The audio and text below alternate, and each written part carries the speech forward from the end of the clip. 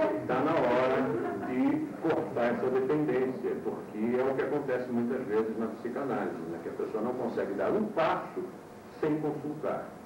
Então agora o professor vai lá para trás. E quando ele some da frente da turma e vai dar aula lá atrás, e ninguém mais vê o professor, apesar de ainda estar ouvindo a voz dele, o que acontece? Ficou um vácuo lá na frente, está faltando alguma coisa. Eu sei que ele está aqui, eu estou ouvindo. Aí as pessoas olham para trás, viram-se lá para trás, como que para conferir se ele está mesmo na sala. É muito comum isso, o professor está dando aula e as pessoas olhando para trás. Mas por que está olhando para trás? Olha para frente, rapaz. E continua dando aula. No início é muito esquisito, mas é necessário para cortar o cordão umbilical. Então, o canal cerebral que está recebendo a informação via verbalização é o mesmo canal, mas o canal do psiquismo é outro, porque agora ele está ganhando swastika, autossuficiência, autodependência.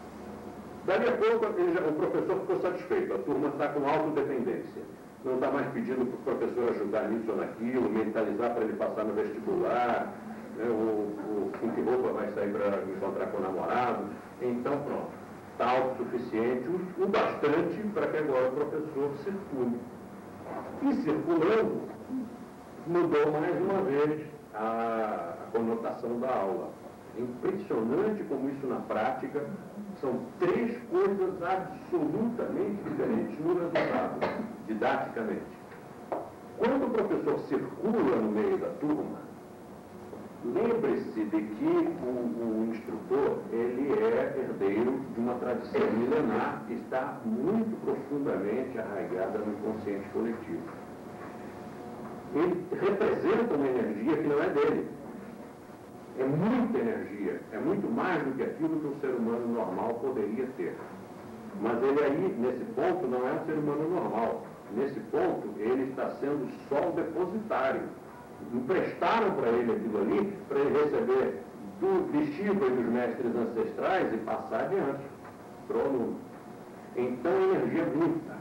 E é tanta que quando o professor passa no meio, ele não está corrigindo ninguém, não está tocando em ninguém, ele está passando, está falando, né? Falando, que é só descrevendo, está falando e passando no meio das pessoas.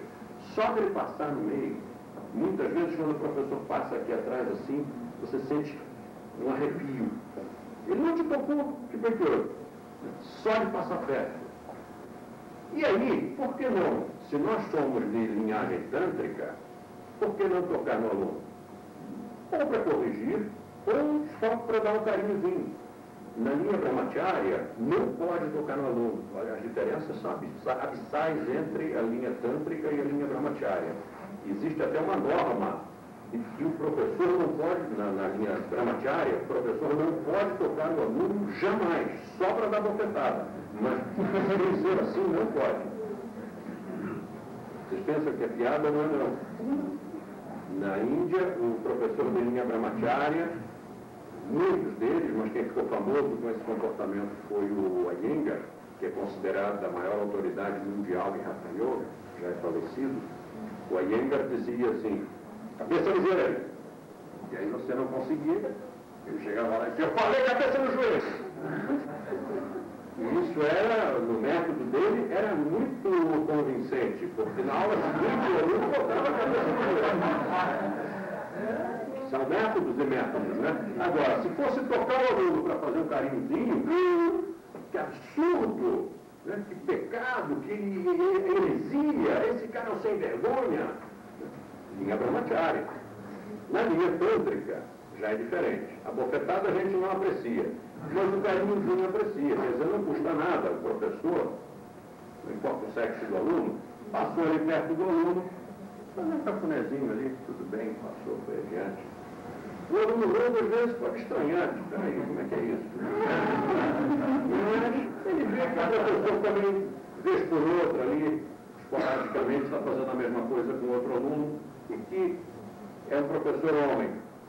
Mexeu ali com fez o cafunézinho na aluna, mas depois pegou o aluno também, então ela já começa a acalmar e perceber que é outro paradigma, né? Nós estamos em outro tipo de trabalho. Então, esse de circular, esse submétodo aqui, de circular, só passar perto e aproveitar para fazer uma correção, ou então, passa perto, aproveita para dar um toquezinho, qualquer toque, se você passou, veja que é diferente em sala de aula e fora da sala de aula. Fora da sala de aula, o instrutor, ele tem a energia dele. Na sala de aula, ele tem a energia de Shiva. Então, do lado de fora, ele toca um aluno, não é nada demais, o aluno sentiu um toque de uma pessoa, de um ser humano. Mas na aula, se ele toca, percorre, a energia percorre, é como se fosse um cripá. É como se fosse, não, é um cripá. Então, esses toquezinhos que a gente dá no meio da aula são super importantes. E é o terceiro método do só descrevendo, em que o professor circula. Este só pode ser feito se o anterior tiver sido conquistado, ou seja, se a turma não for dependente. Porque se for, o que você criou aqui? Um escravo, né? O cara já era dependente, você ainda vai fazer carinhozinho, ainda vai fazer cafuné, ainda vai fazer cripar, né? Aí pronto, aí acabou. Então, primeiro tem que liberar, o cara tem que ficar autossuficiente, livre da imagem do professor, e aí sim, aí você pode dar mais alguma coisa. E a aula gravada? Existe a aula gravada com um professor, com 2 professores e com 3 professores. Um prof, 2 profs, 3 profs.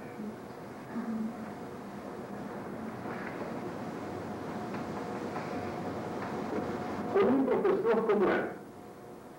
É quando você põe o CD e ele funciona sozinho. A gravação sozinha é um professor. É o professor que fala, está dando um só descrevendo. Mas, isso você vai usar se o professor realmente não puder estar em sala de aula, por qualquer razão, ou você estiver fazendo em casa. Na sala de aula, o professor coloca a gravação, descrevendo, e ele fica lá na frente demonstrando. Então você tem 2 professores em sala de aula, um que só fala e outro que só demonstra. E 3 professores? 3 professores é quando o seu instrutor chama um aluno e diz assim, você que é mais adiantado, fica aqui na frente, você vai demonstrar. De frente para a turma, demonstrando em espelho. Quando a gravação falar direita, é esquerda. Quando falar esquerda, é direita. Então, primeiro professor, locução, só descrevendo. Segundo professor, é o aluno que está demonstrando, está só demonstrando. Então você já tem o demonstrando e descrevendo. Terceiro professor, é o professor mesmo, é o professor que está no meio da turma corrigindo, circulando pelo meio da turma e corrigindo todo mundo. Esse método de aula gravada com 3 professores é um espetáculo. O que ele acelera os resultados é uma coisa realmente incomensurável. Só quem experimentou sabe. Você está vendo alguém demonstrar exatamente como deve ser. Sem sair dali da frente para nada, concentradíssimo no que está fazendo. E talvez pratique melhor que o professor, porque o professor, a profissão dele é ensinar. E o outro é um praticante. O negócio dele é praticar. Ele deve praticar 3 horas por dia, 5 horas, 6 horas por dia. Aqui. Com 2 professores é melhor que com 3 professores. Você tem correção e atenção personalizada. É muito bom. Então, quantos métodos nós temos aqui? 1, 2, 3, 4, 5, 6, 7, 8, 9, 10, 11, 12, 13, 14, com 8. Quanto é que dá? 22 métodos. Então, aqui nós temos 22 métodos de aula. Se o professor usar a cada aula um método, ele levará 3 meses para voltar ao anterior. Mas, na verdade, vai levar mais do que isso, porque isto aqui ele vai repetir todos os meses. Ele vai fazer o seguinte: primeira aula do aluno, ele vai dar demonstrando e descrevendo, porque isso é o que o aluno mais gosta. Depois ele vai dar segunda aula, terceira, quarta, quinta, sexta, 7ª aula do mês. O mês normalmente tem 8 práticas.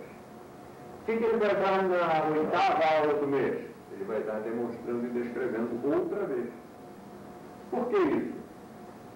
A primeira e a última aula do mês são do método que o aluno mais gosta. embora o melhor seja a prática livre, mas essa ele não gosta, porque o professor não fala nada, o professor fica deixando ele experimentar, testar, fazer a sua própria descoberta. Então o que ele gosta mais é ser carregado no colo, né? Que é essa aqui que carrega.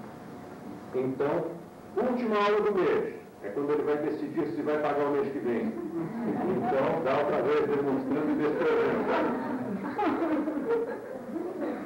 Então, aqui está o oitavo. É assim mesmo. Então, aqui fechou o ciclo de 8. Mas isto aqui você vai utilizando alternadamente de acordo com as conveniências e necessidades dos alunos. Quer dizer que, na verdade, nem são 3 meses. Na verdade, isso se expande para muito mais tempo. Agora, veja o seguinte, vamos olhar aqui o outro lado do quadro negro. Ali, nós estamos vendo os métodos de aula.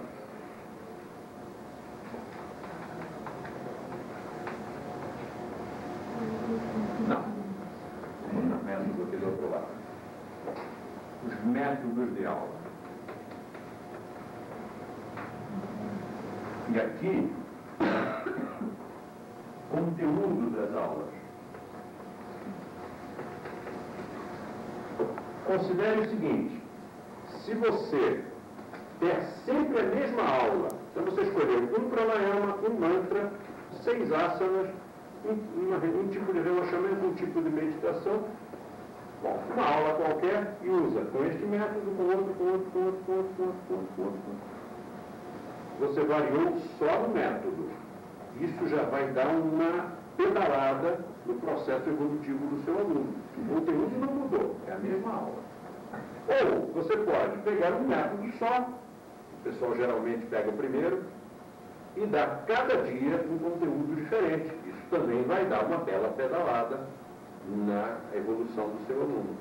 Agora imagine se você combinar as duas coisas. O que você consegue? Você consegue criar um vetor de evolução acelerada.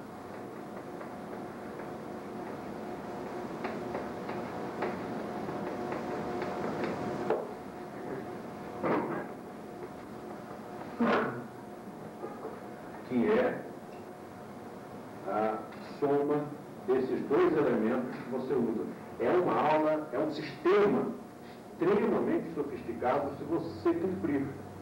Muitas vezes, depois que as pessoas já fizeram curso, já se esqueceram desta aula, estão trabalhando com yoga, porque quando a gente dá a primeira vez, você nunca viu, você diz, que bacana, mas eu não vou conseguir nunca fazer tudo isso, é muito complicado para mim. E apaga.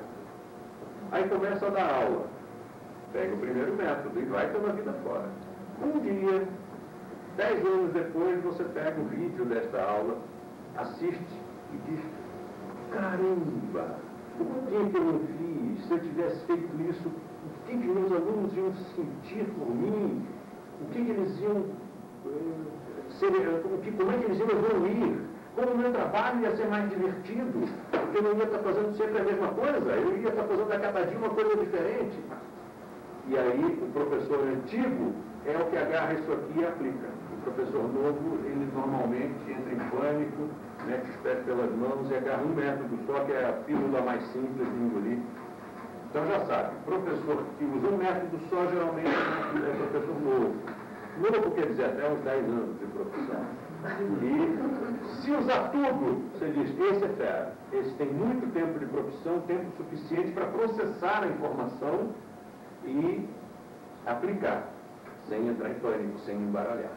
Agora, como são os recursos suplementares? Os recursos suplementares são, por exemplo, satsanga, satchakra,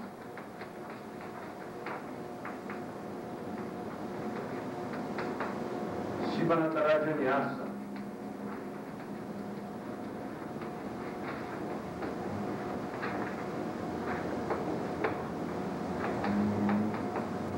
Satguru Nyasa Sadhana. Entra.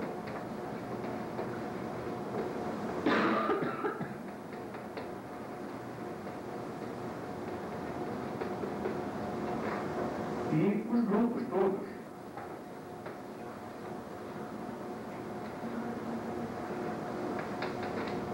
Grupo de mantras, mentalização já está aqui. Grupos de meditação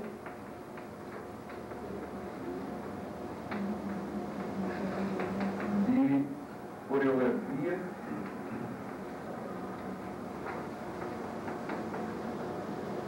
de estudos, mas que aqui a gente vai chamar de círculo de leitura.